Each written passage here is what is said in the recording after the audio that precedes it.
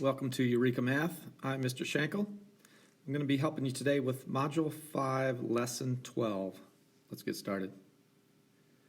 All right, we're going to jump to Example 2. The opening exercise is something that you should be able to go through on your own. It's an extension from Lesson 11.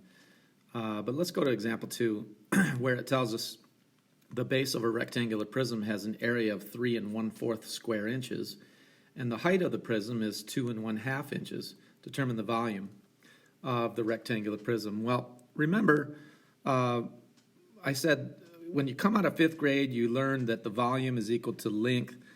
Volume is equal to length times width times height. And you may or may not know that that's only for rectangular prisms. So in my previous video, I said you might want to think about volume in this way. Volume is equal to the area of the base, whatever that happens to be. It could be a triangle, a rectangle, a pentagon, a hexagon, etc. And then multiplied by the height. And that way, it doesn't matter whether it's a rectangular prism or any other kind of prism, you can find the volume. And what I want to make sure that you understand is this area of the base section right here is the same as the length times width section in what you learned in 5th grade. So the area of a base of a rectangular prism is the area of a rectangle, which we know is length times width.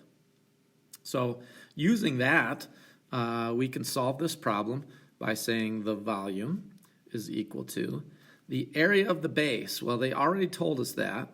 They didn't give us length and width, but they calculated it for us already. So the area of the base is 3 1/4 square inches. And if I change that to an improper fraction, that's 13/4 square inches multiplied by the height, which is 2 1/2, that's 5/2. And then we get volume. And we can see if we can simplify. It looks like no, there's no common factors between the numerators and the denominators. So we'll just multiply. And we're just going to do 13 times 5. And 13 times 5 is 65. That's our numerator. And the denominator is 4 times 2. That's 8. And since we're finding volume, we know that this is given to us in cubic inches. So it's 65/8 cubic inches. And that's the volume. If we knew the length and the width, we could use that equation, but we don't, so we'll use this, and they're the same.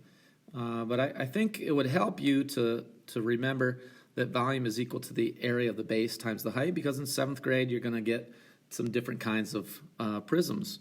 You're going to have to calculate triangular prisms and maybe some pentagonal or octagonal prisms, and you're going to have to find the area of the base first and then multiply by the height, and you've got it. All right, let's go to the extension here. It says a company is creating a rectangular prism that must have a volume of 6 cubic feet. So remember, volume equals area of the base times the height, and they've given us the volume. So I'm going to plug that in for volume. I'm going to put 6 in for V. So I'm going to substitute. The company also knows that the area of the base must be 2 1/2. Well, that's 5/2. So instead of area of the base, I'm going to put 5/2 into my equation. And then I'm going to multiply by the height. And our job is to find the height of this rectangular prism. And since we've already learned how to isolate variables, we're going to do that with algebra. And so I'm going to multiply by the reciprocal of 5/2, which is 2/5. And remember, whatever you do to one side, you have to do to the other side. So the 5's cancel, the 2's cancel. We get H isolated. That's what we wanted. And then we just multiply over here. Remember, this is 6 over 1. So 2 times 6 is 12. And 5 times 1 is 5. So the height is 12/5 of a foot. And that is the height. So use the volume equation. Volume equals area of the base times height, and substitute what they give you, and then solve for the missing variable. In this case, it was height.